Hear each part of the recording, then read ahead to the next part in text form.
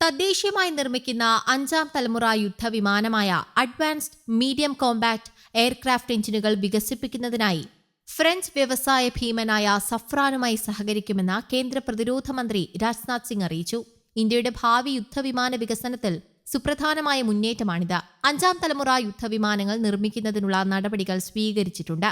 വിമാനത്തിന്റെ എഞ്ചിൻ ഇന്ത്യയിൽ നിർമ്മിക്കുന്നതിനാണ് മുൻഗണന. ഫ്രഞ്ച് കമ്പനിയായ സഫ്രാനുമായി ചേർന്ന് ഇന്ത്യയിൽ എഞ്ചിൻ നിർമ്മാണ പ്രവർത്തനങ്ങൾ ആരംഭിക്കാൻ പോവുകയാണെന്നും രാജ്നാഥ് സിംഗ് പറഞ്ഞു. അമേരിക്കയുമായുള്ള അധിക തീരുവ പ്രശ്നത്തിന്റെ പശ്ചാത്തലത്തിൽ യുഎസിന്റെ ജനറൽ ഇലക്ട്രിക്, യുകെയുടെ റോൾസ് റോയ്സ് എന്നിവയെ പിന്തള്ളിയാണ് സഫ്രാനെ തിരഞ്ഞെടുക്കാനുള്ള തീരുമാനം സർക്കാർ എടുത്തതെന്നത് ശ്രദ്ധേയമായി. ഡിഫൻസ് റിസർച്ച് ആൻഡ് ഡെവലപ്മെന്റ് ഓർഗനൈസേഷനുമായി ചേർന്നാണ് സഫ്രാൻ എഞ്ചിൻ നിർമ്മാണ പ്രവർത്തനം ഏകോപിപ്പിക്കുക. വ്യാവസായിക പങ്കാളിത്തത്തോടെ ഈ പരിപാടി നടപ്പാക്കുന്നതിനുള്ള പ്രധാന സ്ഥാപനമായി ബംഗളൂരു ആസ്ഥാനമായുള്ള എയ്റോനോട്ടിക്കൽ ഡെവലപ്മെന്റ് ഏജൻസിയെ തിരഞ്ഞെടുത്തു. 5 പ്രോട്ടോടൈപ്പുകൾ രൂപകൽപ്പന ചെയ്യുന്നതിനും വികസിപ്പിക്കുന്നതിനുമായി പ്രധാനമന്ത്രി നരേന്ദ്രമോദി അധ്യക്ഷനായ സുരക്ഷാ കാര്യങ്ങൾക്കായുള്ള ക്യാബിനറ്റ് കമ്മിറ്റി 15,000 കോടി രൂപ അനുവദിച്ച 1 വർഷത്തിലേറെ കഴിഞ്ഞാണ് കേന്ദ്ര സർക്കാരിന്റെ അനുമതി വരുന്നത്. വ്യോമസേന നിലവിൽ ഉപയോഗിക്കുന്ന റഫാൽ യുദ്ധവിമാനങ്ങളിലെ M88 എഞ്ചിനുകൾക്കായി ഹൈദരാബാദിൽ ഒരു പുതിയ MRO സൗകര്യം നിർമ്മിക്കുന്ന പ്രക്രിയയിലാണ് സഫ്രാൻ. മറ്റ് രാജ്യങ്ങളിൽ നിന്നുള്ള എഞ്ചിനുകൾക്കും സേവനം നൽകുന്നതായിരിക്കും ഹൈദരാബാദിലെ കേന്ദ്രം. ഓപ്പറേഷൻ സിന്ദൂറിന് ശേഷം അതിശക്തമായി തിരിച്ചടിക്കാനുള്ള ഇന്ത്യയുടെ കഴിവിനെക്കുറിച്ച് പാകിസ്ഥാൻ കരസേനാ മേധാവി ഫീൽഡ് മാർഷൽ അസീം മുനീറിന് യാതൊരു വ്യാമോഹവും വേണ്ടെന്ന് രാജ്നാഥ് സിംഗ് കോൺക്ലേവിൽ പറഞ്ഞു. പാകിസ്ഥാന്റെ സമ്പദ്വ്യവസ്ഥയെ ട്രക്കിനോടും ഇന്ത്യയുടേതിനെ മെഴ്സിഡീസിനോടും ഉപമിച്ച മുനീറിന്റെ പ്രസ്താവനയെക്കുറിച്ച് പ്രതികരിക്കവേ കഴിഞ്ഞ 7 പതിറ്റാണ്ടുകളിലെ പാകിസ്ഥാന്റെ പരാജയത്തിന്റെ കുറ്റസമ്മതമാണതെന്ന് രാജ്നാഥ് സിംഗ് പറഞ്ഞു. 2 രാജ്യങ്ങൾക്ക് ഒരുമിച്ച് സ്വാതന്ത്ര്യം ലഭിക്കുകയും അതിലൊന്ന് കഠിനാധ്വാനം, ശരിയായ നയങ്ങൾ, കാഴ്ചപ്പാട് എന്നിവയിലൂടെ ഒരു സ്പോർട്സ് കാർ പോലുള്ള സമ്പദ്വ്യവസ്ഥ കെട്ടിപ്പടുക്കുമ്പോൾ മറ്റൊന്ന് പരാജയത്തിൽ കുടുങ്ങിക്കിടക്കുകയാണെങ്കിൽ അത് അവരുടെ സ്വന്തം പ്രവൃത്തിയാണ്. ഇത് തമാശയല്ല, കുറ്റസമ്മതമാണെന്നും അദ്ദേഹം പറഞ്ഞു.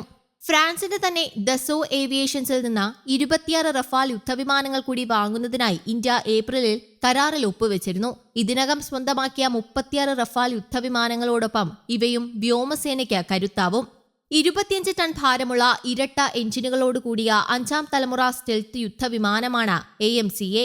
ശത്രുക്കളുടെ റഡാറുകളുടെ കണ്ണുവെട്ടിക്കാൻ സഹായിക്കുന്ന സ്റ്റെൽത്ത് സാങ്കേതികവിദ്യ, ആയുധങ്ങൾ വിമാനത്തിനുള്ളിൽ ഒളിപ്പിച്ചു വെക്കാനുള്ള സൗകര്യം, നൂതന സെൻസറുകൾ എന്നിവ ഇതിന്റെ പ്രത്യേകതകളാണ്. നിലവിലെ സമയക്രമം അനുസരിച്ച് 2035ഓടെ വിമാനം നിർമ്മാണത്തിന് സജ്ജമാകും. 7 സ്ക്വാഡ്രൺ AMCA സ്വന്തമാക്കാനാണ് ഇന്ത്യൻ വ്യോമസേന ലക്ഷ്യമിടുന്നത്.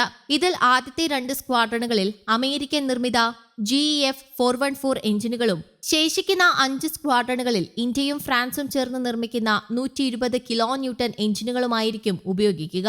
യുദ്ധവിമാനങ്ങൾക്കാവശ്യമായ ഉയർന്ന കരുത്തുള്ള എയ്റോ എഞ്ചിനുകൾ നിർമ്മിക്കാൻ സാധിക്കാത്തത് ഇന്ത്യയുടെ തദ്ദേശീയ വിമാന നിർമ്മാണ പദ്ധതികൾക്ക്, പ്രത്യേകിച്ച് അമേരിക്കൻ കമ്പനിയായ ജനറൽ ഇലക്ട്രിക്സിൽ നിന്ന് തേജസ് മാർക്ക് 1A വിമാനങ്ങൾക്കായി വാങ്ങിയ 99 GEF 404 എഞ്ചിനുകൾ ലഭിക്കാൻ വൈകുന്നത് വിമാനങ്ങളുടെ നിർമ്മാണത്തെ കാര്യമായി ബാധിച്ചിരുന്നു. തേജസ് മാർക്ക് 2 വിമാനങ്ങൾക്കായി GEF 414 എഞ്ചിനുകൾ ഇന്ത്യയിൽ നിർമ്മിക്കാനുള്ള കരാർ ഇനിയും അന്തിമമായിട്ടില്ല.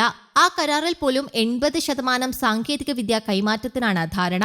എന്നാൽ സഫ്രാനുമായുള്ള പുതിയ കരാറിന്റെ ഏറ്റവും വലിയ പ്രത്യേകത 100% സാങ്കേതിക വിദ്യ കൈമാറ്റവും നിർമ്മിക്കുന്ന എഞ്ചിന്റെ ഭൗതിക സ്വത്തവകാശവും പൂർണ്ണമായി ഇന്ത്യക്ക് ലഭിക്കുമെന്നതാണ്.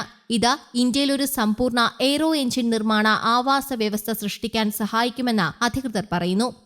News desk, Kerala Kaumudi.